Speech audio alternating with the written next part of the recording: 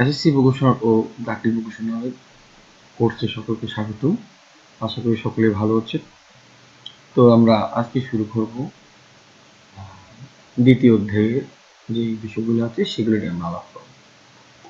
তো এখানে আমরা দ্বিতীয় অধ্যায়ে যেটা দেখতে পেলাম, যখন টেকনিক্যাল কোনো কাজ করতে যাবা সেখানে কিন্তু অবশ্যই তোমার বিভিন্ন টুলস সম্পর্কে, বিভিন্ন পরিমাপক যন্ত্র সম্পর্কে অবশ্যই ধারণা থাকতে হবে, যেমন হ্যান্ড টুলস, পাওয়ার টুলস এবং পরিমাপ যন্ত্র ব্যবহার।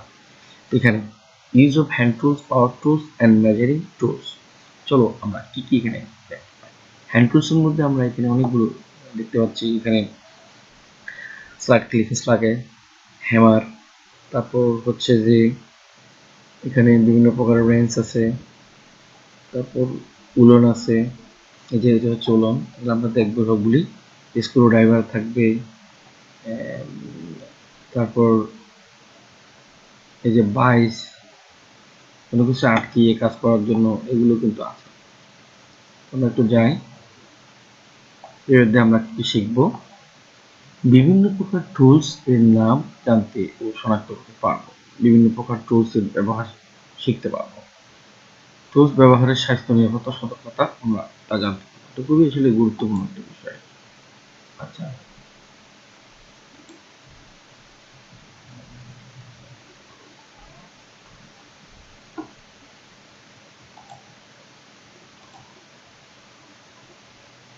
তো আমরা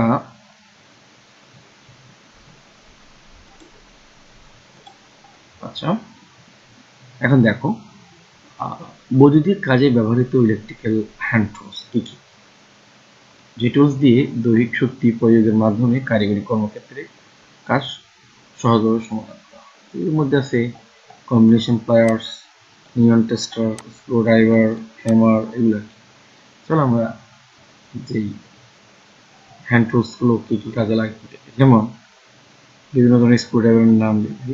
Philips screwdriver, flat screwdriver, connecting screwdriver, combination pliers, long nose pliers, ball pin hammer. এগুলো একটু আমরা দেখি যে ইলেকট্রিক্যাল হ্যান্ড টুলসের যেই বিষয়গুলো আছে সেগুলো কি কি। একজন দক্ষ ইলেকট্রিশিয়ান ইলেকট্রিক্যাল ওয়ারিং স্থাপন রক্ষণের জন্য এগুলো লাগে, যেমন নিয়ন টেস্টার অবশ্য লাগবে, combination pliers, electrician knife, wire stripper, hammer এবং ইলেকট্রিক ড্রিলও কিন্তু প্রয়োজন হতে পারে। আর বোল মিটার, মিটার এগুলো কিন্তু, অথবা যেটা বলা হয় আমরা যেই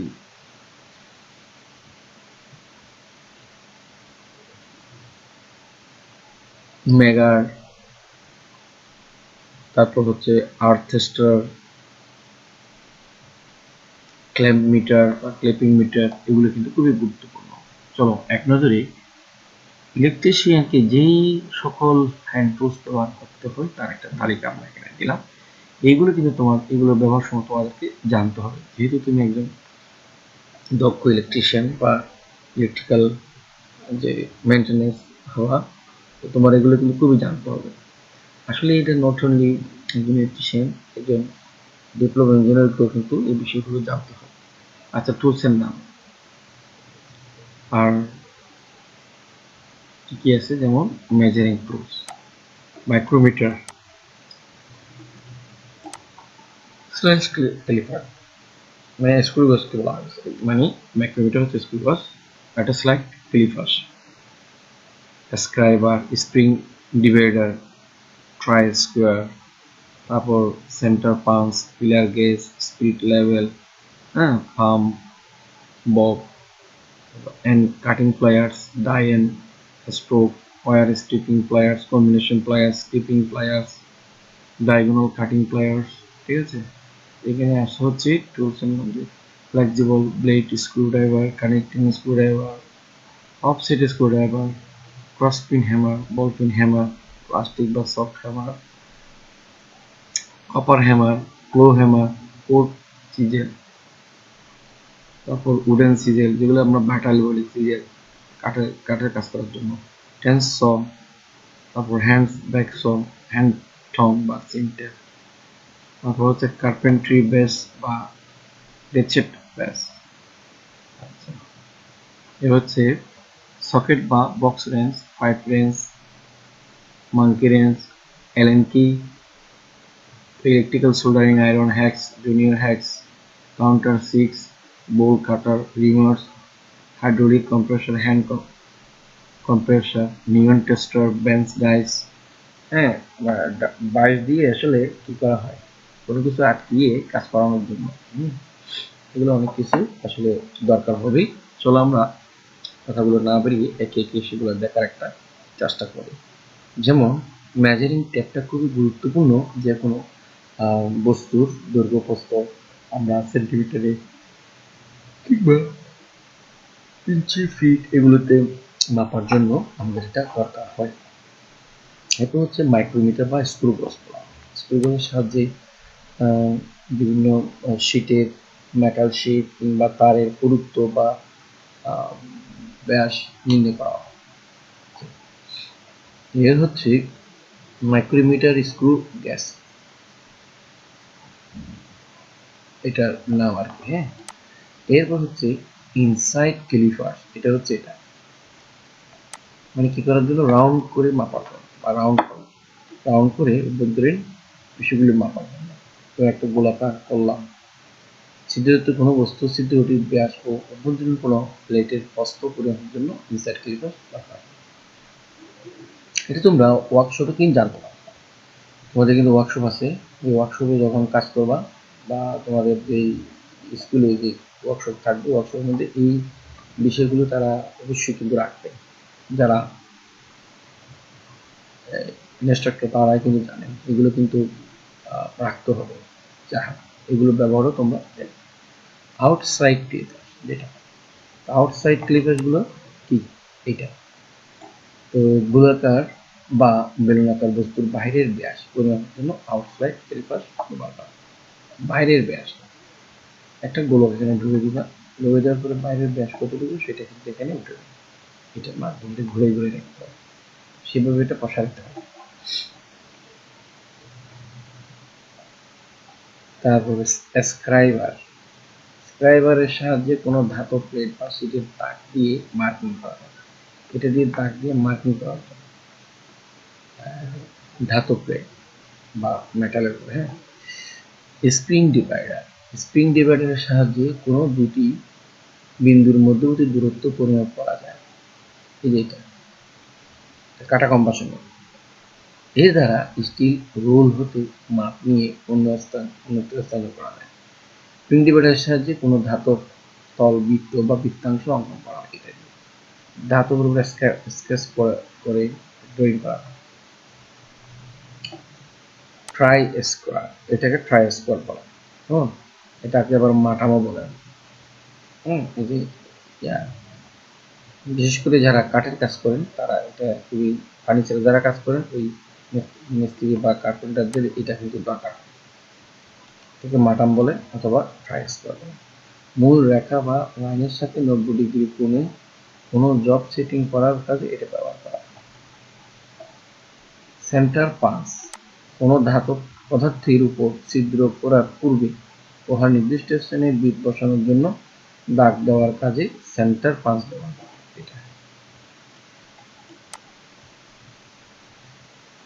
ছিদ্র করার আগে কিন্তু দাগ দিতে হয় মেটালের উপরে, সেই জন্য এটা নিয়ে সেন্টার পাঞ্চ করা হয়। সে আমরা ফিলার গ্যাস, খুবই ইম্পর্টেন্ট এই ফিলার গ্যাসটা। এরকম মানে ওপেন করতে হয় আর কি। এটা নীল কালারের মতো, এটা কিন্তু প্রথমে ক্লোজটাকে এটা ওপেন করতে হবে। কোনো সূক্ষ্ম ফাঁক বা ক্লিয়ারেন্স পরিমাপ করার জন্য ফিলার গ্যাসটা ব্যবহার করা হয়। ঠিক আছে, এটা হাতে নিয়ে তোমাদেরকে, তোমরা না দেখলেই আসলে এটা বিষয়টা বুঝতে পারবো না, এটা হাতে নিতে হবে। তো এটা করবে কি, তোমরা তোমাদের ল্যাবে বা ওয়ার্কশপে গিয়ে তোমরা এটা প্রত্যেকটা কিছু ব্যবহার করবো শিখবা, তোমাদের ইনস্ট্রাক্টরকে তোমরা বলবা, জানাবা, নাহলে কিন্তু সেই এই বিষয় সম্পর্কে তোমরা অজ্ঞতা রয়ে যাবে। এগুলো ইন্ডাস্ট্রিতে ব্যবহার করা হয়। স্পিরিট লেভেল, এটা কিন্তু যেটা হয়, স্পিরিট লেভেলটা হচ্ছে আমার কোনো জায়গায় উঁচু নিচু সমান হয়েছে কিনা এখানে দেখায় লেভেল, এটা দেখাবে। আবার কোনটা কোনো দিকে সাইডে উঁচু হলে পানি বা লিকুইডটা নিচে দেবে দেবে, সেন্টার সমান থাকবে, এটা লেভেল মাপার জন্য। এরপর হচ্ছে প্লাম্বর,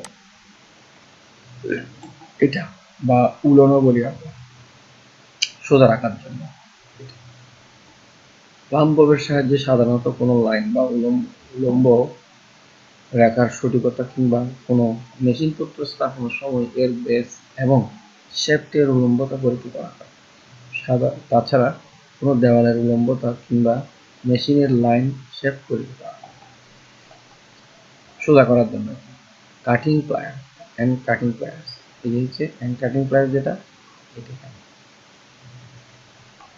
যেমন ফ্যারাক ট্যারাক কাটতে হলে কোনো তক্তার উপরে, কাঠের উপরে পুরোনো ফ্যারাক ট্যারাক তোলার ক্ষেত্রে বা কাটার জন্য এটা ব্যবহার করা।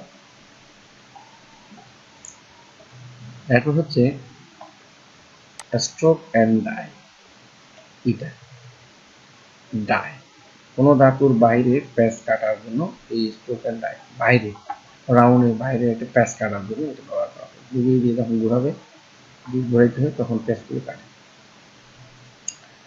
ওয়্যার স্ট্রিপিং, এটা মানে তারের ইনসুলেশনগুলো রিমুভ করার জন্য এটা এটার মধ্যে তার ঢুকে দিয়ে টান দিলেই ওয়্যার স্ট্রিপিংটা করে। এবার হচ্ছে কম্বিনেশন প্লেয়ার, এটা কারিগরি কাজের জন্য এটি খুবই গুরুত্বপূর্ণ হ্যান্ড টুলস। এর সাহায্যে কর্তন মোড়ানো এবং গ্রিপিং করা হয়, মানে এটার কি করা হয়, কাটা এবং পেঁচানো, তারটুক পেঁচানো থাকছে, আমরা এরকম করে তারটুক পেঁচাতে কিন্তু এটা দিয়ে সামনে ঘুরাইলেই কিন্তু হয়ে যায়। ক্রিম্পিং প্লায়ার্স, ক্রিম্পিং প্লায়ার বৈদ্যুতিক তার সংযোগ দেওয়ার পর কানেক্টরের মাধ্যমে মজবুত রাখা অথবা ধাতব বস্তু থেকে আলাদা করার জন্য ব্যবহার করা হয়। ক্রিম্পিং প্লায়ার উদ্ভিদ সংযোগ দেওয়ার জন্য এবং বা তার থেকে আলাদা করার জন্য এটা ব্যবহার করা হয়। Diagonal cutting, diagonal cutting pliers, এটা এক ধরনের প্লায়ার্স বা সরু তার কর্তন কাজে ব্যবহার করা, মানে চিকন তার কাটার জন্য ব্যবহার করা হয়। এরপর হচ্ছে flat nose plier, flat nose plier মানে নাকের মতো, প্রাণীর নাক, নোজ প্লায়ার। এটা কি এর সাহায্যে সাধারণত তার কিংবা পাতলা ধাতব ফিতকে প্রয়োজন মতো বাঁকানোর জন্য। এখানে এই নোজটা দিয়ে ধইরা, মানে নোজটা দিলেই বাঁকা হয়ে যায়। রাউন্ড নোজ প্লায়ার, এটা রাউন্ড, এটা ফ্ল্যাট, এটা রাউন্ড। তো সাধারণত কোনো তারকে রিং বা কোনো গোলাকার করে বাঁকানো কাজে দেওয়া হয় এটা। এখন হচ্ছে রাউন্ড লং নোজ প্লায়ার, এটা রাউন্ড কিন্তু লম্বা নোজ প্লায়ার। এবার আমরা আসি ফ্লিপ জয়েন্ট প্লায়ার্স, এটা কোনো রড, পাইপ বা কেবল ইত্যাদি বাঁকানো করার জন্য এইটা করা হয়। এরপর হচ্ছে যে অ্যাডজাস্টেবল জয়েন্ট প্লায়ার্স, এর অনুরূপভাবে সাহায্যে এটি মূলত স্লিপ জয়েন্টের প্লায়ার্স। এবার হচ্ছে আমাদের ফ্ল্যাট স্ক্রু ড্রাইভার, ফ্ল্যাট টাইপের কোনো স্ক্রু খোলার জন্য এটা ব্যবহার করা হয়। আর হচ্ছে যে কিছু কিছু আছে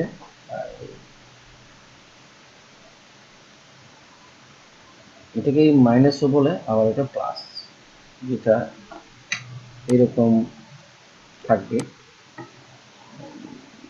এটা বাদ দিয়ে মাথায় গোল করে যে এরকম যেটা থাকে সেটা হচ্ছে আমার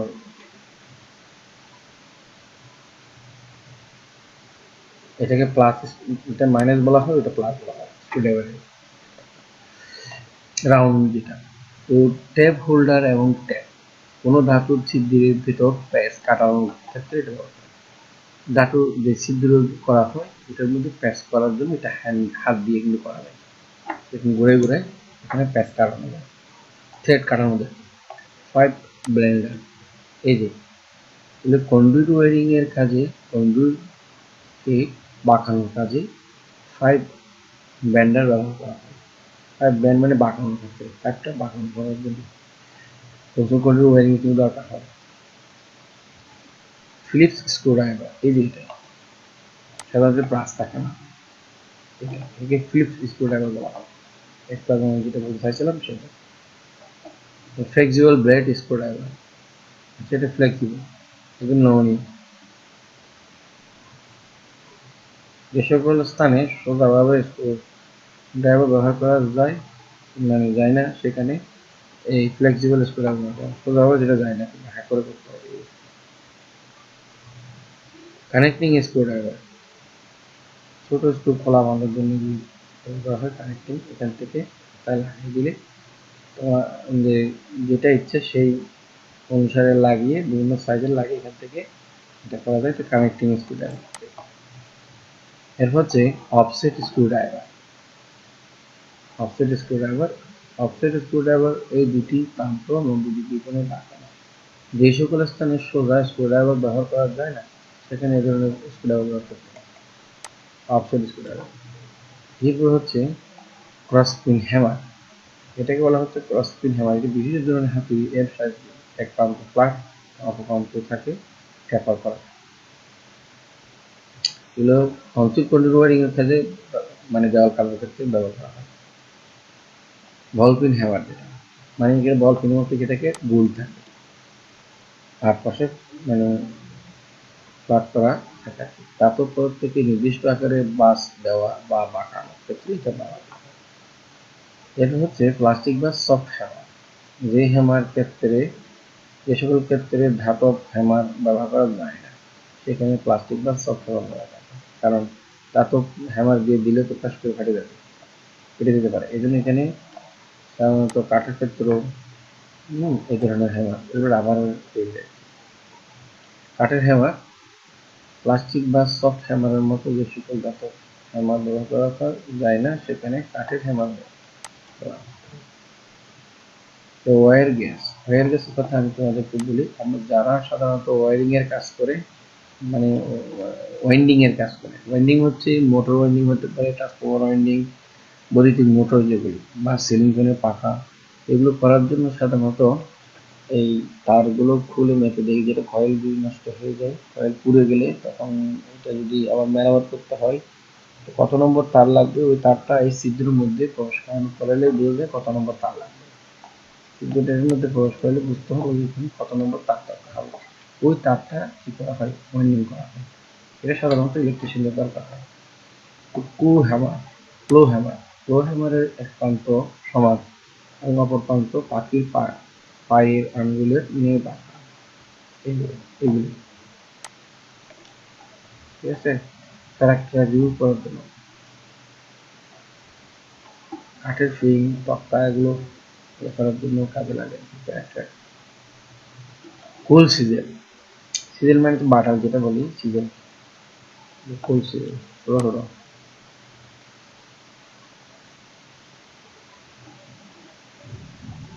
মেটাল জেট বা প্লেট কাজের ক্ষেত্রে ব্যবহার করা। উডেন সিজেল সাধারণত কাঠের কাজে ব্যবহার করা হয়, কার্পেন্টারের কাজে লাগায়। হ্যান্ড স, এগুলো হ্যান্ড স বলা হয়, কারণ এগুলো হচ্ছে কাঠ কাটার ক্ষেত্রে ব্যবহার করা হয়, লম্বা লম্বি করে। তারপর হচ্ছে কি ওয়ে স, কাঠের শুকনো কাজ করানোর ক্ষেত্রে ব্যবহার করা হয়। ড্রিল বিট দিয়ে দেওয়াল, লোহা ও কাঠের ইত্যাদি ড্রিল করা হয়। সিমটা, কোনো উত্তপ্ত দাতক যারা কর্মকার, তারা সাধারণত। তারপর হচ্ছে কার্পেন্ট্রি ব্যাস, এই হ্যান্ড টুলটি প্রয়োজন অনুযায়ী বিট লাগিয়ে কাঠের মধ্যে ছিদ্র করে। আবার যারা সাধারণত কাঠের মিস্ত্রি, তারা এটাকে বুদ্ধি বলতো বা ড্রিল বলা হয়। তো হ্যান্ড ড্রিল মেশিন, হ্যান্ড ড্রিলের সাহায্যে সাধারণত কোনো দাতব বা শীত বা পাতলা প্লেট ছিদ্র করার কাজে ব্যবহার করা হয়। এটা গড়াইলে কিন্তু ছিদ্র করে। যারা কাঠের কাজ করার থাকে, ইলেকট্রিক হ্যান্ড ড্রিল মেশিন, এর কাজ সাধারণত হ্যান্ড ড্রিলের মতো, তবে এটি বিদ্যুৎ চালিত। এটা হ্যামার ড্রিল বৈদ্যুতিক কাজের ক্ষেত্রে, যেমন ওয়ারিং এর ক্ষেত্রে লাগে, কোনো দেওয়াল ছিদ্র করতে গেলে লাগে, কনক্রিট ছিদ্র করতে গেলে এটা কিন্তু লাগে। এবার ব্লু ল্যাম্প, যেটা খুব কাছে, ব্লু ল্যাম্প বৈদ্যুতিক কেবল জয়েন করার ক্ষেত্রে বা টার্মিনেশনের কাজে ব্লু ল্যাম্প ব্যবহার করা হয়। এটা কিন্তু জ্বলবে, এখান দিয়ে আগুন বের হয়, জয়েনের ক্ষেত্রে ব্যবহার করা হয়। রাওয়াল প্লাগ টুলস, এই টুলসের সাহায্যে কনক্রিট দেওয়াল ছিদ্র করে ওই ছিদ্রের ভিতর রাওয়াল প্লাগ বসানো হয়। অ্যাডজাস্টেবল রেঞ্জ, এটা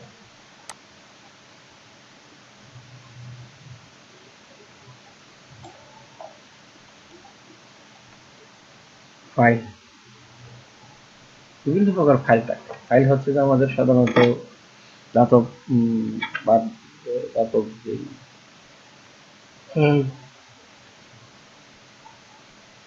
যন্ত্র, সেগুলোকে ঠান্ডা বা ধার দেওয়ার জন্য, যেমন বা ছুরি যেগুলো ছিল কোনো কাটার জন্য, এগুলো কিন্তু ব্যবহার করা হয়।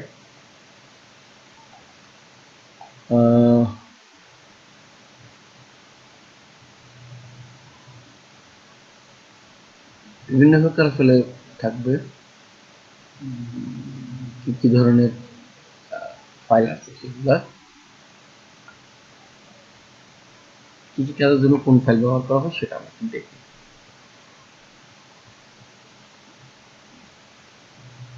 এটা হচ্ছে রাফ কাজের জন্য রাফ কাট ফাইল, নিখুঁত কাজের জন্য স্মুথ কাট ফাইল, সূক্ষ্ম কাজের জন্য নেল ফাইল, কাপ কার জন্য রাউন্ড বা হাফ রাউন্ড ফাইল, কোণাকারের জন্য ট্রায়াঙ্গুলার ফাইল আছে, কোণাকার। আচ্ছা, এবার হচ্ছে রিং রেঞ্চ বা স্প্যানার।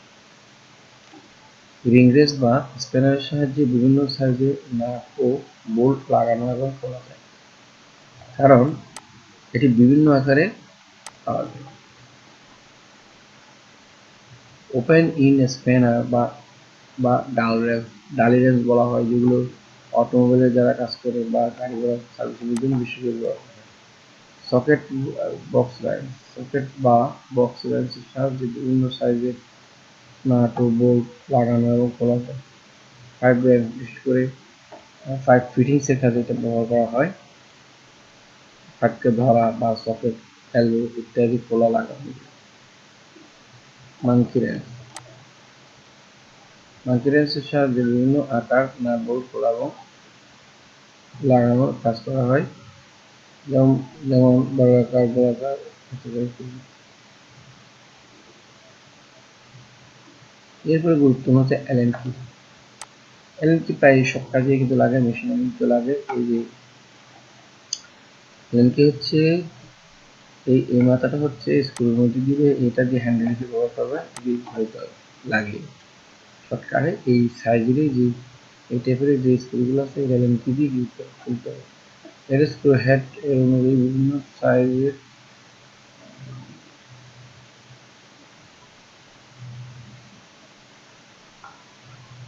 অ্যালেন কি পাওয়া যায়, কিন্তু বিভিন্ন আকারে পাওয়া যায়, তাহলে এটা ব্যবহার করতে হবে। ইলেকট্রিক সোল্ডারিং আয়রন, এটা সোল্ডারিং আয়রন দিয়ে কি করা হয়, কোনো ইলেকট্রনিক সার্কিট রিপেয়ার করা, বিভিন্ন কম্পোনেন্ট তোলা এবং লাগানোর ক্ষেত্রে ব্যবহার করা হয়। এরপর আসি আমরা হ্যাকসো। এই যে হ্যাকসো, এটা হচ্ছে হাত দিয়ে ছোট ছোট ব্লেড কতগুলো আছে, স ব্লেড, এগুলো দিয়ে কেটে সাধারণত লোহার ক্ষেত্র মানে ধাতব পাত কাটার জন্য ব্যবহার করে। জুনিয়র হ্যাকসো, এটাই কি কাজ হ্যাকসো। তো কাউন্টার সিক কোনো ছিদ্রযুক্ত জবের ছিদ্র ভেতর দিকে অপরিষ্কার বা অতিরিক্ত অংশ পরিষ্কার করার জন্য এটা দিয়ে করা হয়, কাউন্টার সিক।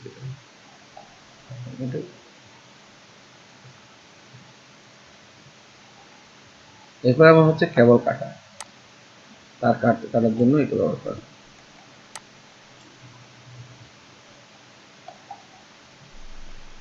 তারপর বোল্ট কাটার, বোল্ট কাটারের সাহায্যে লোহার রড, বোল্ট ইত্যাদি কাটা যায়।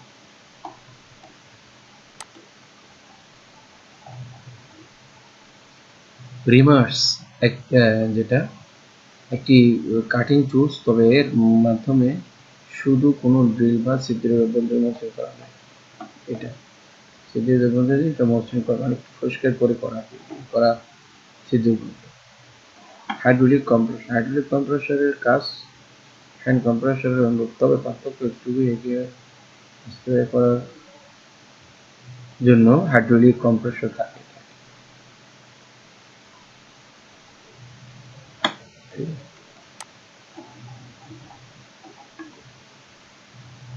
হ্যান্ড টুলস, হ্যান্ড কম্প্রেসর টুলসের সাহায্যে বিভিন্ন আকারের কেবল, টার্মিনাল, তারপর লাক্সকে কেবলের সাথে চাপ দিয়ে, লাক্স মানে এই ধরনের থাকবে কেবল, লাক্স লাগানো আমরা প্রায় দেখি, এই যে এরকম কতগুলা লাক্স থাকে। এগুলি এরকম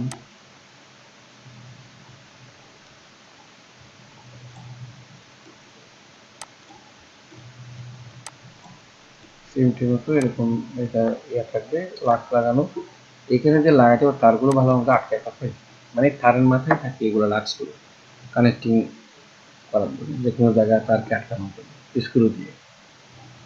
নিয়ন টেস্টার, এটা জানো সবাই, স্ক্রুড্রাইভারের মতো কাজ করে, আবার লাইনে ভোল্টেজ আছে কিনা চেক করার, কারণ আছে কিনা চেক করার জন্য। তো ব্যান্স ডাইস, এটা টেবিলের মধ্যে বসিয়ে এটাকে বলা হয় বাইস। তো বাইসের সাথে দিকে কোনো কিছু আটকিয়ে কাজ করার জন্য সেটা C C clamp.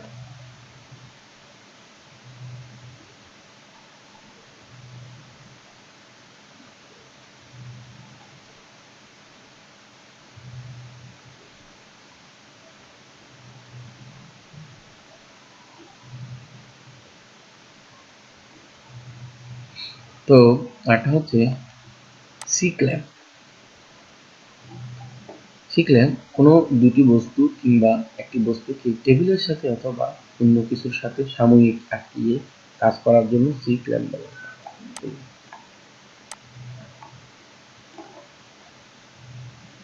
Electrician knife, এইটা নাইফ মানে চাকু আর কি, বৈদ্যুতিক তারের ইনসুলেশন অপসারণ করার জন্য। তারের উপর যে জ্যাকেট যেটা থাকে লাল কিংবা কালো যেটাই হোক, এটা সরানোর জন্য। ফাইভ কাটার, এই যে ফাইভ কাটা হয়। টিন কাটার, এই যে টিন কাটা হয় কাশিয়ে। গ্রিস গান, এটা দিয়ে বিভিন্ন ধাতব জায়গায় গ্রিস প্রয়োগ করা হয় যাতে স্মুথ থাকে এবং স্লিপারি থাকে। জিমলেট, কাঠের উপর স্ক্রু বসানো পূর্বে।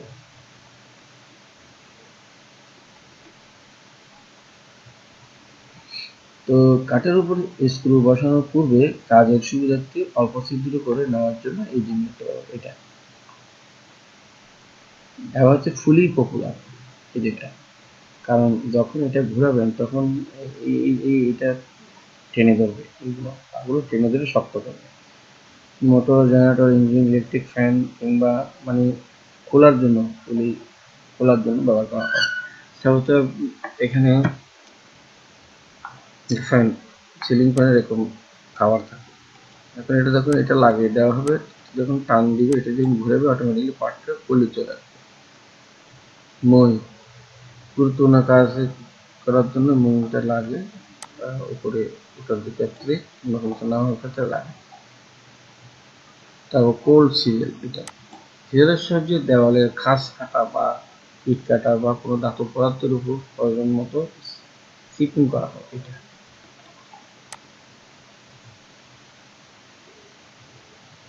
এবার হচ্ছে গ্রিপ বাইস, এটি একটি হ্যান্ড টুলস, তার সাহায্যে তার বা মেটাল সিটকে শক্তভাবে ধরে রাখা। প্যাডেল স্টাল ড্রিল মেশিন, এটাও এক এটাও পাতলা ধাতব বা কাঠের বাক্স ইত্যাদি ছিদ্র করতে ব্যবহার করা হয়। এই যে এখানে যখন আমরা লিভারকে চাপ দিব, চাপ দিলে এটা নিচে নেমে আসবে, যেটা হচ্ছে চাপ দিবে সেটা কি হচ্ছে ডিল করতে থাকবে, প্যাডেল স্টাল ড্রিল মেশিন বলা হয়। তো ইলেকট্রিক্যাল হ্যান্ড টুলস এর গুরুত্ব অপরিসীম, আমরা জানি, সেটা তোমরা করবা, কারণ এইগুলো ছাড়া তো কোনো কাজ তুমি করতে পারবো না, বা নিখুঁতভাবে কোনো কাজ হবে না বা ঝুঁকিপূর্ণ হতে পারে। এটা হচ্ছে মানে বৈশিষ্ট্যটা, মানে গুরুত্বটা। তারপর হচ্ছে ইলেকট্রিক্যাল হ্যান্ড টুল সংরক্ষণ কিভাবে করবে সেটা হচ্ছে এটা। হ্যান্ড টুলস ভালো রাখতে হলে এর যথাযথ রক্ষণাবেক্ষণ নিজে হ্যান্ড টুলস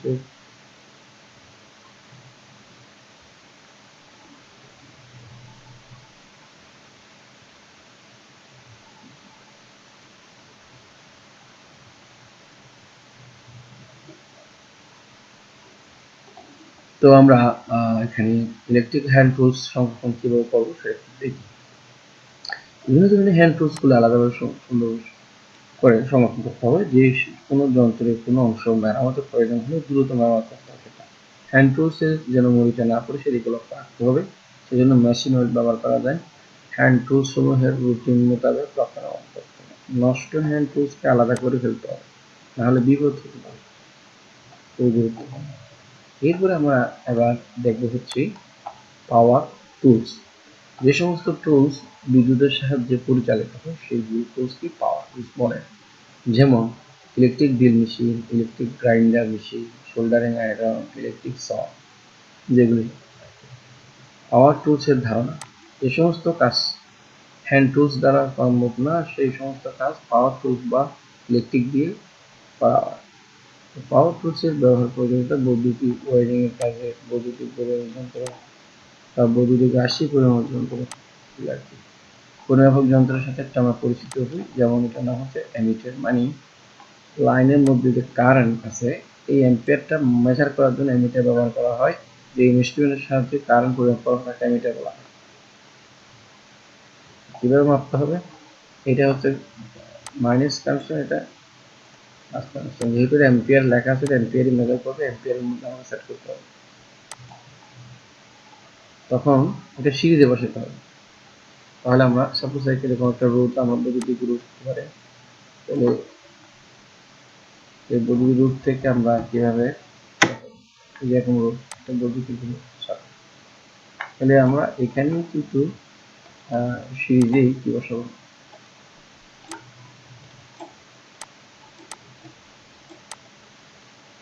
বিদ্যুৎ কত অ্যাম্পিয়ার বিদ্যুৎ গেল সেটা আমরা এখান থেকে পাবো।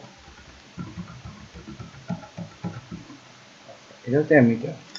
এরপর হচ্ছে ভোল্ট মিটার, যেটার সাহায্যে আমরা ভোল্টেজ পরিমাপ করবো। ভোল্ট মিটার, ওহম মিটারের মাধ্যমে আমরা রোধ মাপতে হবে। আর এখন কিন্তু আলাদা আলাদা না, এখন কিন্তু রেডিমেড একের ভিতরে অনেকগুলো পাওয়া যাচ্ছে, সব একসাথে মাপা যায়। সেই জন্য এটা অ্যাভোমিটার বলা হয়। এ দিয়ে অ্যামিটার, ভি দিয়ে ভোল্ট মিটার, ও দিয়ে ওহম মিটার। এখানে অ্যাভোমিটার বলা হবে, মাল্টিমিটার বলা হয়। মাল্টিমিটার এটার সাহায্যে আলাদা আলাদা আছে এবং মাল্টিমিটার বলা না, এটা এটার সাহায্যে সবকিছু কিন্তু মেজার করা যায়। এবার আসি হচ্ছে ওয়াট মিটার। আমাদের আগের অন্যান্য ভিডিওতে কিন্তু আছে যে মিটারগুলো, আমি হয়তো একটু তোমাদেরকে সুযোগ পেলে এই মিটারগুলো সম্পর্কে একটু দেখো, এগুলো আমাদের অনেক আছে। ওয়াট মিটারের সাহায্যে আমরা ওয়াট মাপবো, এই টোটাল সার্কিটের মধ্যে কি পরিমাণ ওয়াট যাচ্ছে সেটা। যেমন আমরা কিভাবে পাবো সেটা, এখানে ওয়াট মিটারের মধ্যে আমি যেটা দেখেছি এখানে এ থাকবে, তারপর মানে কারেন্টের জন্য, তারপর বি থাকবে, আবার দেখা যাচ্ছে এখানে আবার কি থাকবে, এ থাকবে। তাহলে কিভাবে আমরা মাপবো? কারণ পাওয়ার পি ইকুয়াল টু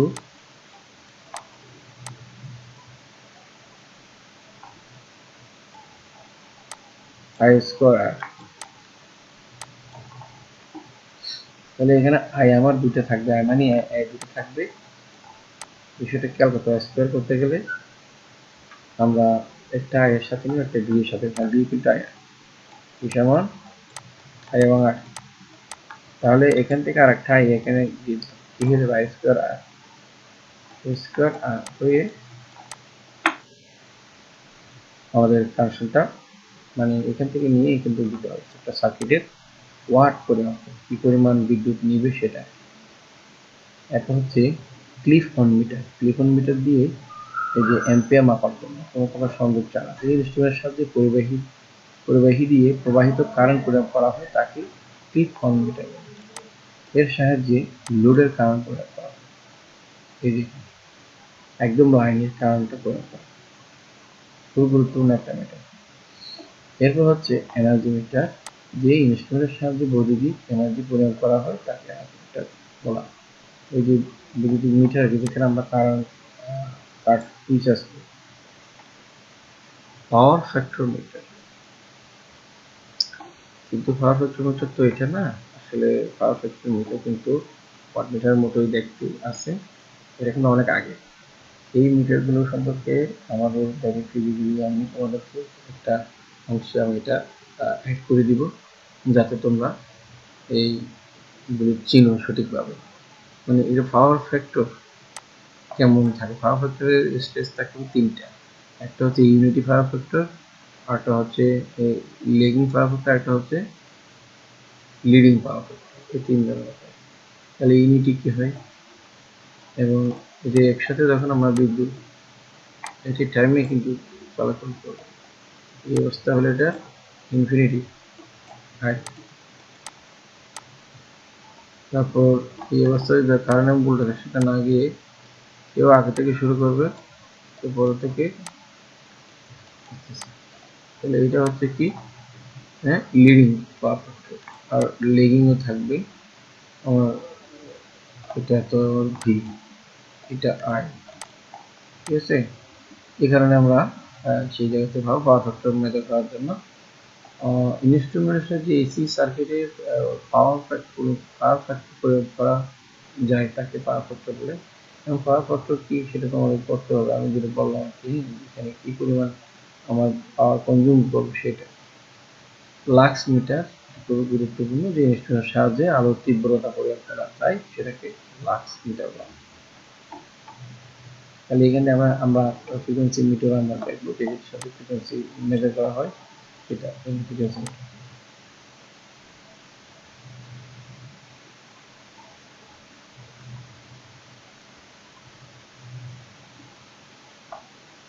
ঘড়ির ফ্রিকোয়েন্সি কি, আমরা যেখানে লেখা থাকে এখানে হার্স, কত হার্স, আমাদের এখানে হচ্ছে 50 হার্স, লাইন ভোল্টেজের সাথে 50 হার্স থাকে ঘড়ির সিগন্যাল থাকে, এই ফ্রিকোয়েন্সি এটা মেজার করার জন্য আমাদের এখানে কি ফ্রিকোয়েন্সি মিটার ব্যবহার করতে হবে। এরপর হচ্ছে ট্যাকোমিটার। ট্যাকোমিটার হচ্ছে যেমন ঘূর্ণন চাকা কি পরিমাণ ঘুরে সেটা মেজার করার জন্য ট্যাকোমিটার ব্যবহার হয়, বা আরপিএম মাপার জন্য, কোনো মোটরের আরপিএম মাপার জন্য ব্যবহার করা হয় ট্যাকোমিটার। মেগার, কোনো জায়গার ইনসুলেশন টেস্ট করার জন্য মেগার, বৈদ্যুতিক লাইনের মধ্যে দিয়ে যখন এটা ঘোরানো হবে, একটা ডিসি ভোল্টেজ প্রয়োগ করা হবে, তখন ওইখানে কোনো জায়গায় যদি শর্ট থাকে বা তার ছেঁড়া থাকে বা কোনো ইয়ে হয়, সেই ওগুলো কিন্তু ব্যবহার করা যায়। ইনসুলেশন রেজিস্ট্রেশন কিছু না, তারের বা ইনসুলেশনের রেজিস্ট্রেশন কি পরিমাণ ইনসুলেশন আছে।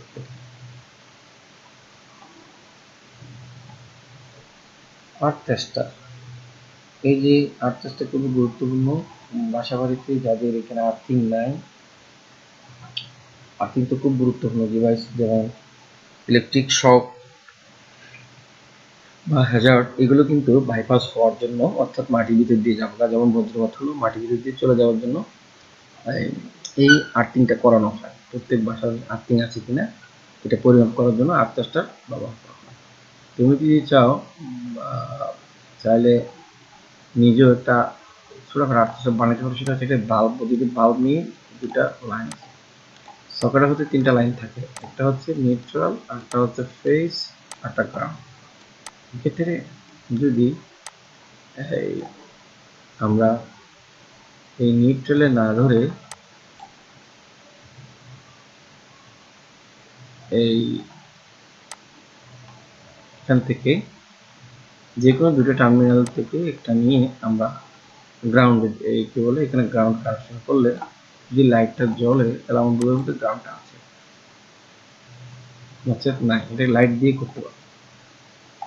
আচ্ছা, এবার হচ্ছে ফিলার গ্যাস সম্পর্কে আমরা দেখেছি, সূক্ষ্ম পাক বা ক্লিয়ার ইউজ করার জন্য সেটা দেখেছি। টায়ার স্কোয়ার রোডে আমরা দেখেছি ঠিকাদের জন্য মেজারিং টেপ, এটা আমরা দেখেছি। এরপর হচ্ছে পরিমাপ যন্ত্রের প্রয়োজনীয়, পরিমাপ যন্ত্রের ব্যবহারের সাবধানতা এবং পরিমাপ যন্ত্রের যে সংরক্ষণ সেগুলো। এখানে আরেকটা জিনিস তোমাদেরকে দেখানো হয়, যেটা নাম হচ্ছে অসিলোস্কোপ, যেটা সিগন্যাল মেজার করা হয়, সেটা আমি তোমাদেরকে দেখাচ্ছি। আমরা এখানে যেগুলো দেখতে পাচ্ছি সেগুলো হচ্ছে বিভিন্ন মানের অসিলোস্কোপ, বিভিন্ন রকম ওয়েভ শেপ, এগুলো মেজার করার জন্য বা সার্কিট ত্রুটি বের করার জন্য আমরা এই অসিলোস্কোপগুলো ব্যবহার করি। এখন হচ্ছে ফাংশন জেনারেটর। ফাংশন জেনারেটরও খুবই দরকারি জিনিস। এখান থেকে ফ্রিকোয়েন্সি তৈরি করে, সেই ফ্রিকোয়েন্সি তৈরি করে, এই যেগুলো হচ্ছে সব ফাংশন জেনারেটর। সে ফ্রিকোয়েন্সি তৈরি করবে, কোনো সার্কিটে ফ্রিকোয়েন্সি প্রয়োগ করতে গেলে এটা দেওয়া হয়, তাহলে এটা ফ্রিকোয়েন্সি তৈরি করে। আর অসিলোস্কোপ হচ্ছে এগুলো মেজার করে। এই ছিল আমাদের আজকের বিষয়। পরবর্তী ভিডিওতে আমরা তোমাদেরকে বিস্তারিত মানে এই দ্বিতীয় অধ্যায়ের বিস্তারিত যেই প্রশ্নগুলো আছে এবং অনুশীলনী সেগুলো নিয়ে আলোচনা করবো। আশা করি সাথেই থাকবি। এবং ভিডিওটা যদি ভালো লেগে থাকে, খুবই ইনফরমেটিভ যদি হয়ে থাকে, তোমরা তোমাদের বন্ধু বান্ধবের মধ্যে শেয়ার করে দিবা, লাইক কমেন্ট করবা।